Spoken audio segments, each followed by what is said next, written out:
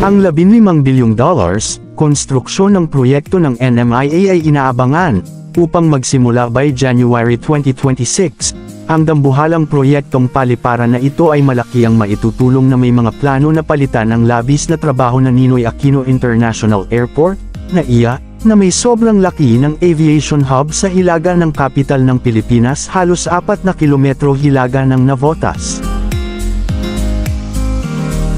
At bago natin ituloy, kung ikaw ay bago pa lang sa aking YouTube channel ay huwag kalimutan mag-subscribe at i-click na rin ang bell icon para lagi kang updated sa mga bago kong upload video. Ang bagong paliparan ay itatayo sa isang napakalaking 2,500 hectare reclaimed land. Ang dambuhalang paliparan ng Maynila ay nagpapatuloy, sa pamamagitan ng 80% ng land preparation ay naabot na.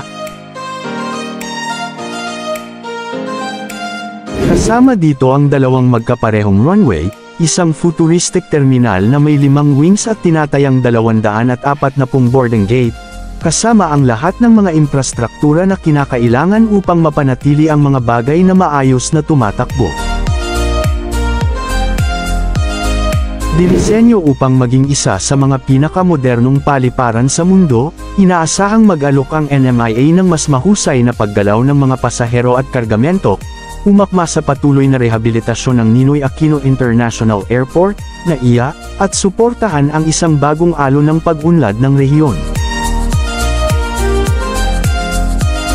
Ang pag-unlad ng NMIA ay pinamunuan ng San Miguel Aerocity Incorporated sa pamamagitan ng isang 50 taong kasunduan sa konsesyon sa pambansang pamahalaan.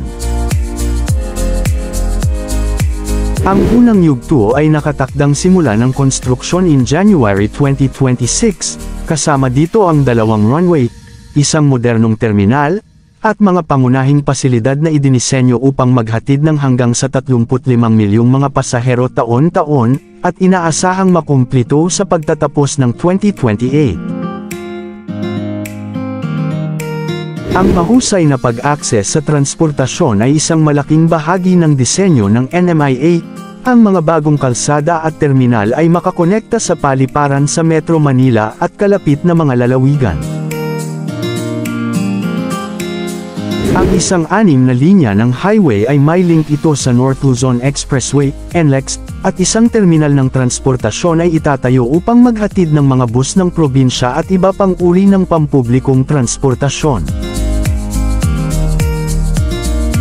Kung naaprubahan, ang extension na ito ay gawing mas madali para sa mga manlalakbay mula sa Northern Metro Manila at mga kalapit na lugar upang maabot ang paliparan. Sa ngayon, ang plano ay nananatiling sinusuri at hindi pa na-finalize. Inaasahan na gumawa ng higit pa ang NMIA kaysa mapahusay ang paglalakbay sa hangin, mag-aambag din ito sa paglago ng ekonomiya at ang pag-unlad ng mga nakapalibot na lugar. Inaasahang ang proyekto upang makabuo ng higit sa 1 milyong mga trabaho at magbigyan ng daan para sa isang lungsod ng paliparan na may mga dedikadong space para sa mga negosyo, pamayanan ng tirahan, at mga pasilidad sa industriya.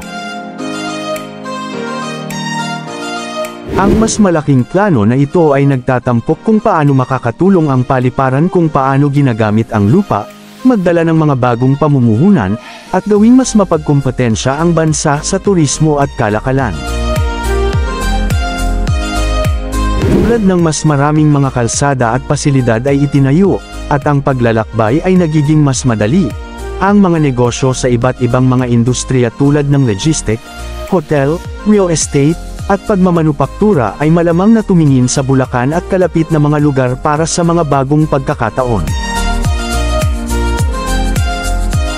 Ito ay isang pangunahing hakbang patungo sa pagpapanumbalik ng kumpiyansa, pagpapabuti ng karanasan sa manlalakbay, at pagpapakita ng Pilipinas bilang isang pangunahing patutunguhan sa rehiyon.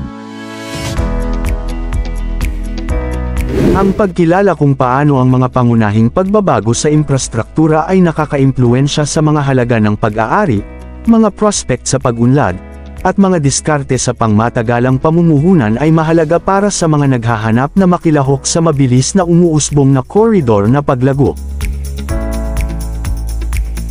Mayroon ding mga panukala na palawakin ang linya ng MRT-7 sa ilalim ng konstruksyon sa pagitan ng Quezon City at San Jose del Monte sa Bulacan upang sa huli ay makakonekta ito sa site ng NMIA. Samantala, sinabi ng Kagawaran ng Transportasyon, DOTR, na ang mga civil works para sa huling dalawang istasyon ng Metro Rail Transit Line 7, MRT-7, ay magsisimula sa susunod na taon. Ang mga gawaing sibil para sa istasyon ng Tala at ang istasyon ng San Jose del Monte ay inaasahan sa 2026 at makumplito sa ika-4 na quarter ng 2028, sinabi ng tagapagsalita ng DOTR. Ang DOTR at ang pamahalaang lungsod ng San Jose del Monte, Bulacan sumang-ayon in March sa bagong lokasyon ng istasyon ng MRT-7 sa lungsod na iyon. Ang San Jose del Monte stop ay matatagpuan ngayon malapit sa hangganan ng San Jose del Monte at North Caloocan, sa halip na ang paunang site, na malapit sa intersection ng Luzon-Tuma Road. Noong nakaraang taon, sinabi ng DOTR na ang MRT-7, isang proyekto ng San Miguel Corporation, SMC, ay nakakaranas ng mga pagkaantala dahil sa mga tamang isyu sa San Jose del Monte. Ang MRT-7, na magkakaroon ng 14 na station, ay tatakbo mula sa Quezon City hanggang San Jose del Monte, at inaasahang magdadala ng 300,000 mga pasahero araw-araw sa unang taon nito, at hanggang sa 850,000 passengers a day by the 12th year.